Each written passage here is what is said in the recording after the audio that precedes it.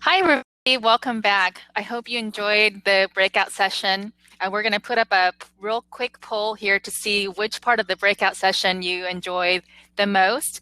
And our next session here, we're going to go into seafood for, planetary health and economic health. And first, I'm going to bring up Dr. Paul Doremus. He's a member of our S&P board.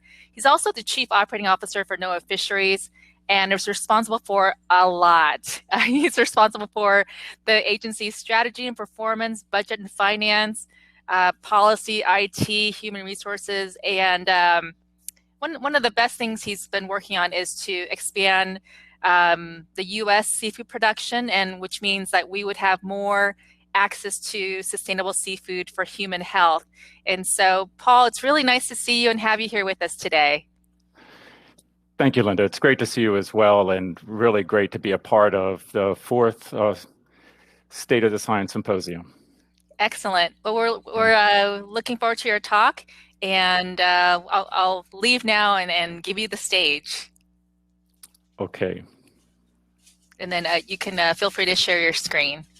Yeah, I'm going to do that. And right now I am having a little bit of a technical issue because I'm hearing two versions of the presentation, one with a 10-second lag and one without. So I just wanted to let you know that once I flip over, I'm just going to let the sound settle out. Okay. Okay. Yeah, so here we go. You and I are on the broadcasting, and so there is a delay for the participants. Okay, one second. All right, are we good here? Let's see.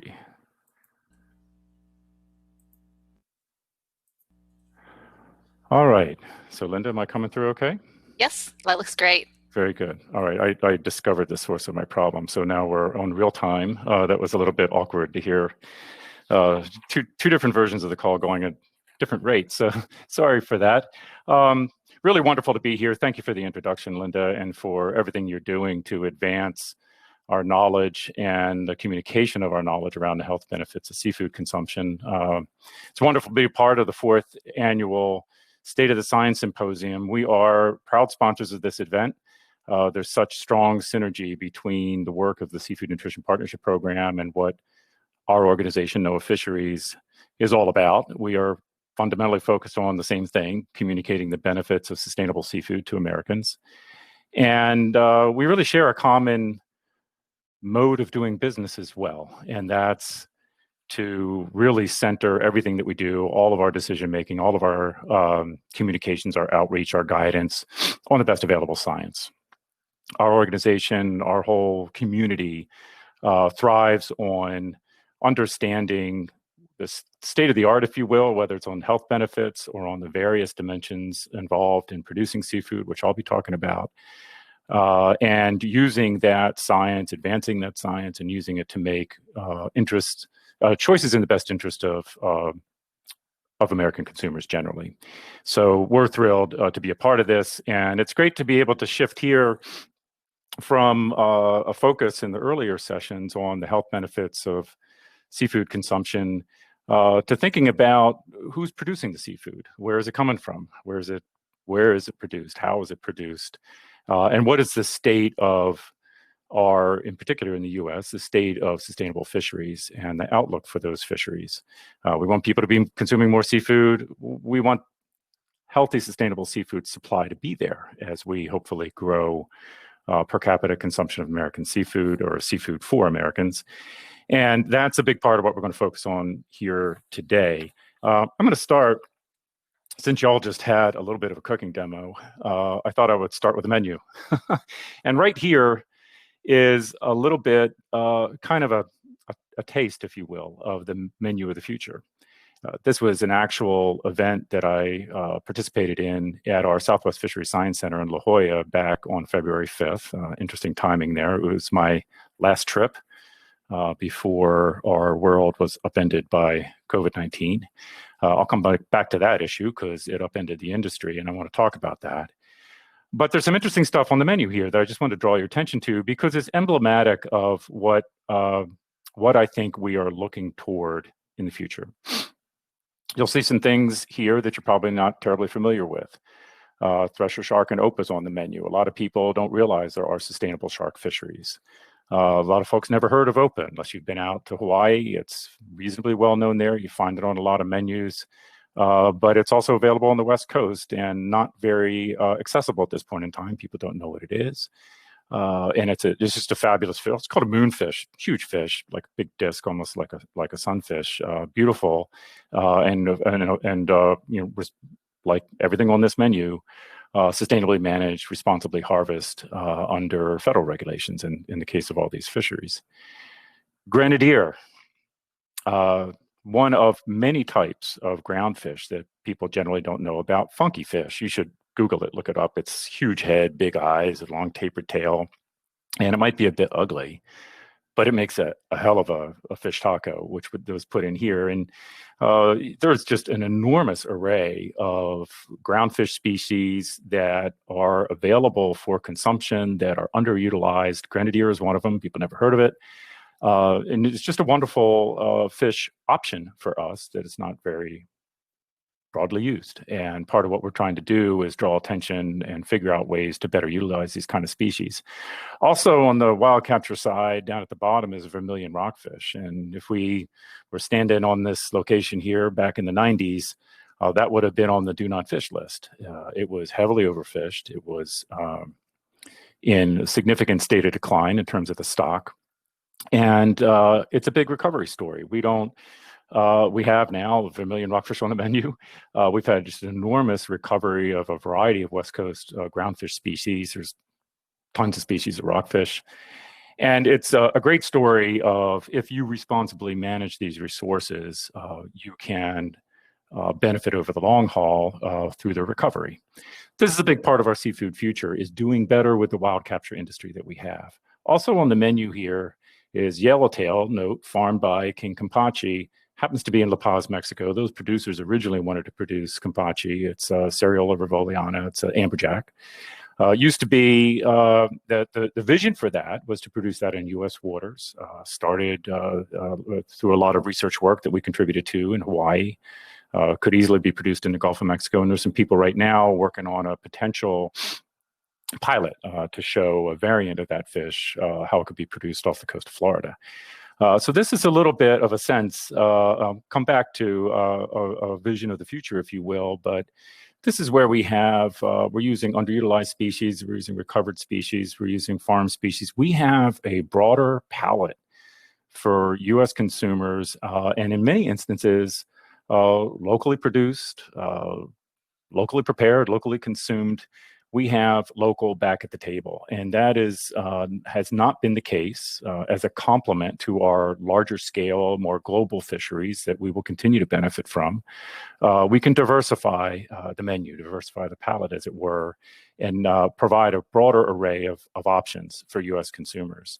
And this is not where we are today. I want to talk about, particularly since this happened to be right on the cusp of COVID, I want to kind of do a little before after COVID, because it's had just a remarkable effect on our seafood story as a whole. So the story before COVID, before February, although it started a little bit earlier in China, and we have and rely on in our country a lot of imports from Asia and a lot of overseas production of, and not just production, but processing of fish. And even fish caught in the U.S. go to China, processed, come back in.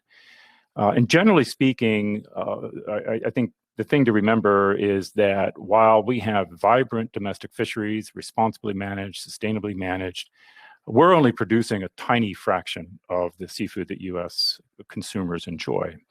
Local seafood really has lost its place at the table. 90% of what we consume is coming into the country from overseas. A small percentage of that is processed fish that were caught responsibly in U.S. waters, but a lot of it from anywhere in the world. Huge portion of global output is farmed these days. So we don't have, I think, the composition of production of seafood that we would like to see in the future. And I want to talk about how we could get there.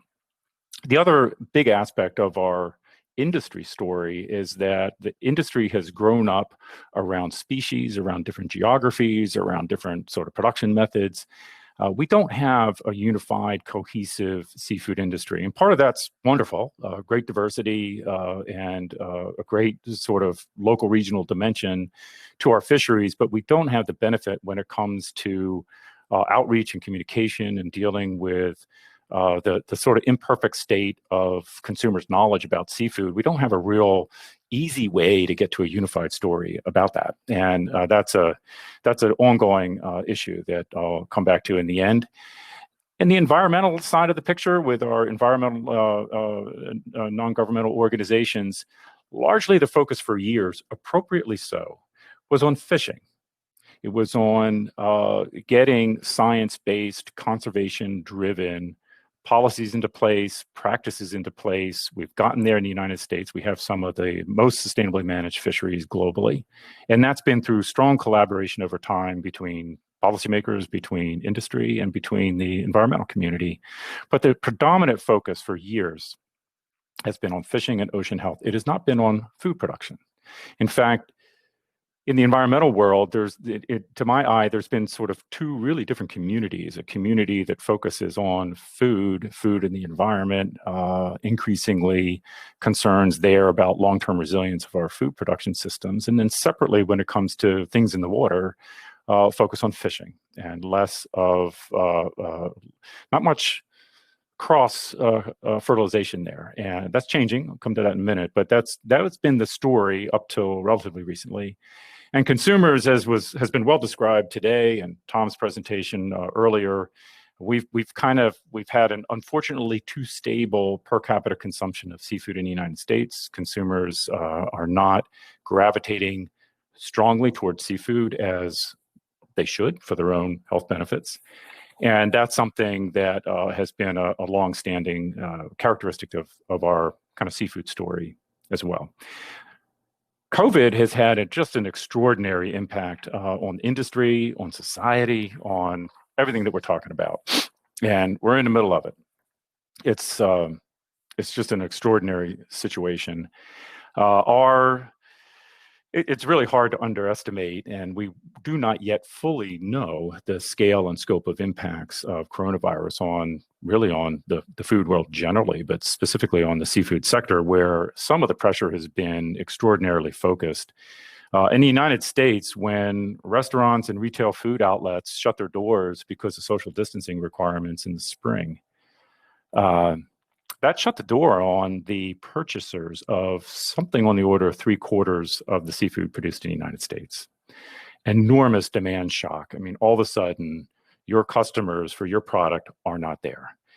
Fishermen were being told, don't go out and catch fish by dealers and distributors, because we're not moving anything. No product was moving. A lot of what is produced in the United States is very heavily dependent on fresh. A lot of our higher value species, they're sold in retail outlets, they're sold in restaurants. And it is, while we've had some recovery, it's nowhere close to where it was pre-COVID, and it's going to take a long time to rebuild. So industry is really struggling with this situation. There's various kinks in the supply chains, particularly our global supply chains.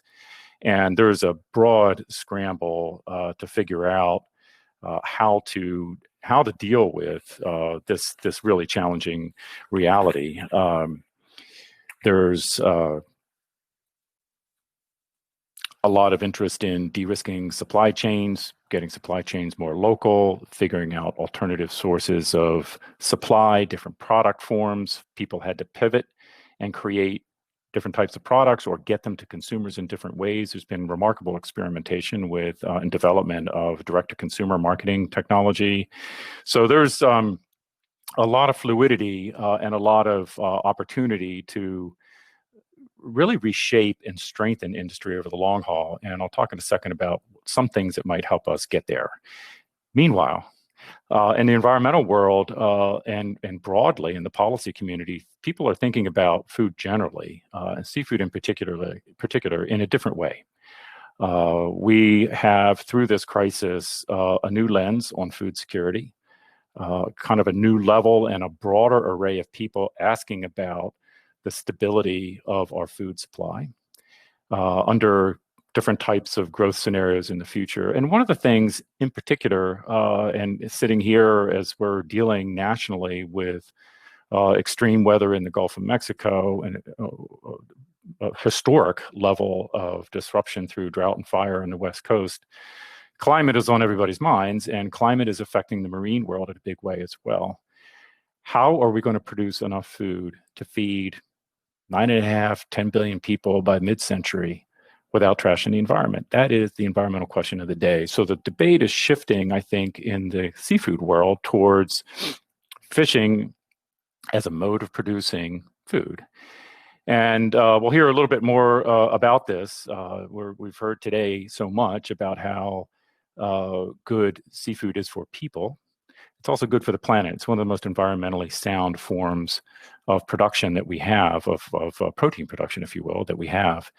And Dr. Froelic's going to be talking about that in the next presentation, but that's a real shift in how people are thinking, and there's just enormous energy and interesting work going on around long-term food security and about what a healthy environment, from a healthy environment point of view, what our food system should look like.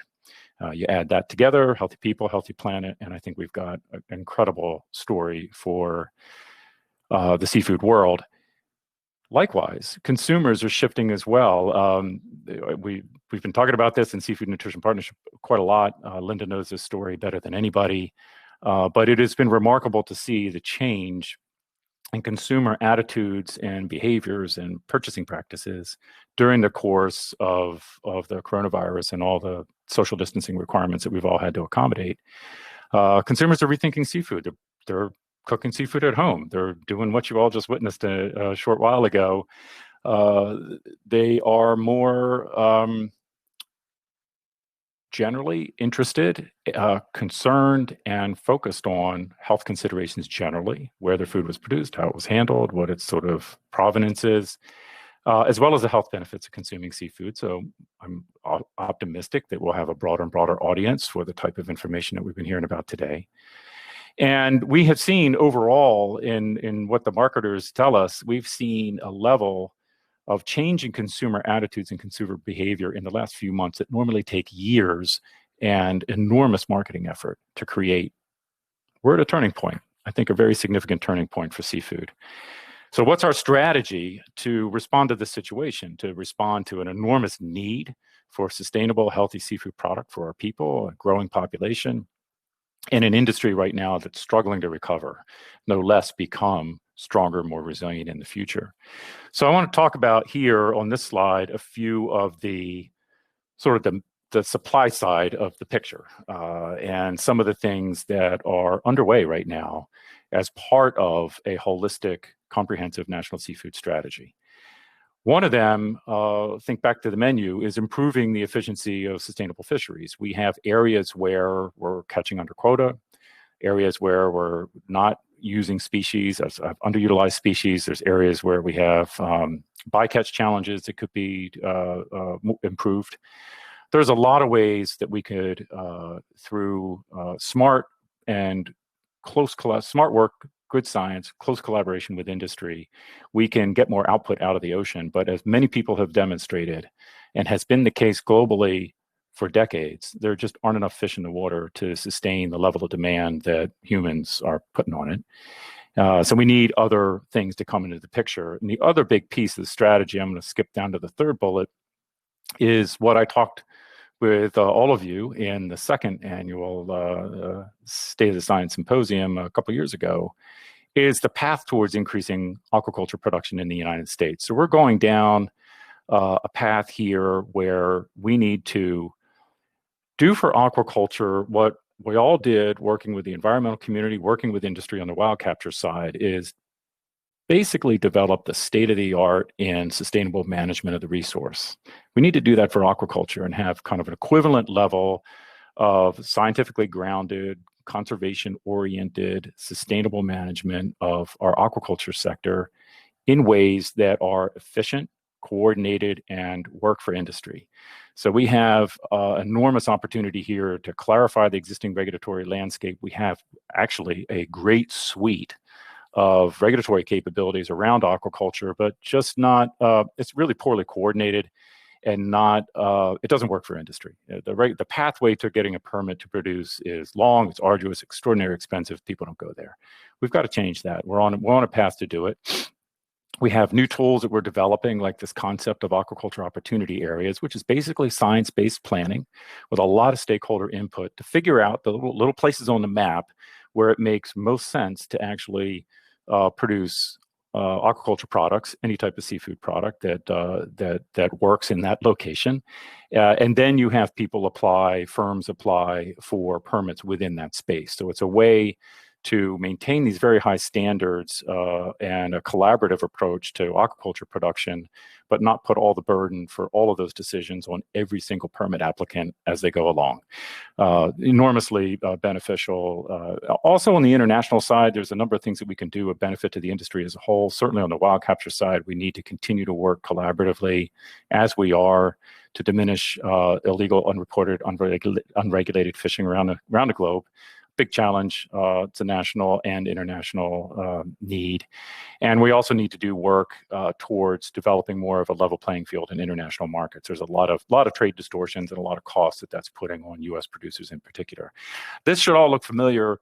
These four things are the four elements of an executive order released in early May of this year. And this is what NOAA and a number of other agencies are collaborating to implement. Particularly in the aquaculture space, where we have a lot of different agencies involved, from the science through to the regulation. And we're working, collaborating in the international interagency space to develop a stronger research base and a more coherent regulatory environment, as well as some new thinking around some economic incentive tools for farming seafood. There's some exciting, so this is part of what's come out of the executive branch recently, and this has been a culmination of years of work. These aren't necessarily new ideas. Some of the stuff has been done overseas, but we've never really pulled it all together here in the United States. We're doing that now.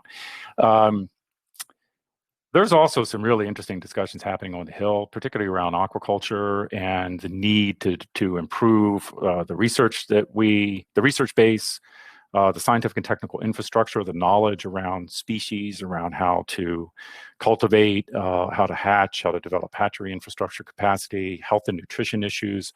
All of these are part of the science base for agriculture generally that we need to strengthen and make available for ocean-based seafood farming as well. On the supply side, and I alluded to some of these issues earlier, those are the key things, but on the demand side, we've really got to look at this challenge of imperfect knowledge and understanding about seafood in so many different dimensions. And we recently had, frankly, it's been over a year and a half of an effort by the Marine Fisheries Advisory Committee that oversees our organization as a whole, reports to the Secretary of Commerce. They just delivered a report a couple of months ago advocating for the reestablishment of the National Seafood Council. Was actually set up by law in the mid-'80s and was short-lived. And there's different ways that they have thought through here to re-energize this. And as the head of that study group, Dr. Megan Davis from Harbor Branch stated here, this is one way to overcome that part of our longstanding story of a fragmented industry, lack of coherence in messaging around seafood, one unified voice for the industry, build consumer confidence, increase consumption, and generate all the benefits that we all know and are deeply familiar with from that. This is certainly going to redound to the benefit of the communities that produce wild capture product, farm product. It'll redound to the benefit of consumers in terms of availability of local alternatives and a broader array of seafood options. And bottom line, it'll improve the health of American people, which is really what we're all here to talk about. So this is the path to the future, in my mind, is putting all these pieces together. This is a part of a comprehensive national seafood strategy. From our vantage point, it needs to be holistic, and it needs to really focus on providing a singular positive message to consumers. I've been just thrilled to see the progress that Seafood Nutrition Partnership Program has made with their Eat Seafood America campaign. That's the type of thing we need more of. We need to broaden the message and really kind of generate a level of awareness and energy and interest in our seafood future and our food future and our health future that we haven't been able to get to in the past. And I think we have circumstances now where that's both desperately needed, but also circumstances that are more favorable for getting to that outcome. And part of the key to getting that is for our stakeholder community, our folks in the government like me, our folks in the environmental NGO community, our folks in industry, our folks in the investment community, our philanthropists. We all need to be rowing in the same direction. And there are just some fundamental kind of keep your feet rooted in the science, but some sort of fundamental, overwhelming public needs that we need to address. And if we keep that methodology science-based, sustainability-oriented, focusing on these benefits to the public, to our economy, to our environment, we can get to a future where we have menus like I saw in La Jolla back in early February, all over the country, along with shellfish, seaweed products, a great diversity of new types of seafood products coming from U.S. waters, sustainably managed, grown, harvested, and have a healthy benefit to all Americans as a result of that. So Linda, thank you. I will turn the mic back to you. I do really appreciate the opportunity to connect with everybody today and look forward to further discussion as we move through the sessions this afternoon. Wonderful. Thank you so much, Paul. And we'll look forward to meeting with you in person in the networking session from 4 to 5. Yeah. And great. Excellent.